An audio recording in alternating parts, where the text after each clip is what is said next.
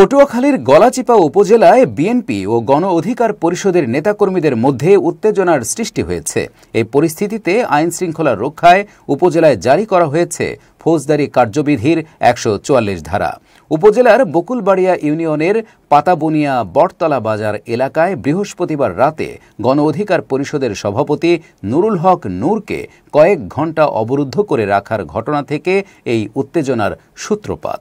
শুক্রবার সকালে ইউএনও ও executive magistrate Mahmudul Hasan স্বাক্ষরিত এক আদেশে ১৪৪ ধারা জারি করা হয়। এরপরই উপজেলা জুড়ে প্রশাসনের পক্ষ থেকে মাইকিং করা হচ্ছে।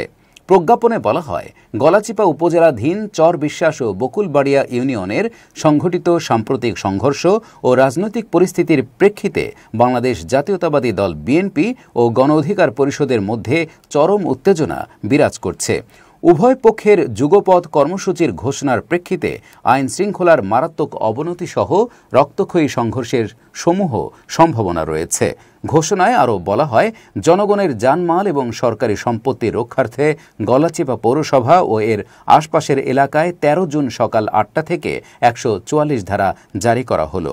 এ সময় উল্লিখিত এলাকায় সব সভা সমাবেশ, বিক্ষোভ মিছিল, গণজমায়েত, বিস্ফোরক দ্রব্য, আগ্নেয়াস্ত্র ও সকল প্রকার দেশীয় অস্ত্র ইত্যাদি বহনসহ সংশ্লিষ্ট এলাকায় ৫ বা ততোধিক ব্যক্তির অবস্থান কিংবা চলাফেরা সম্পূর্ণ নিষিদ্ধ ঘোষণা করা হলো।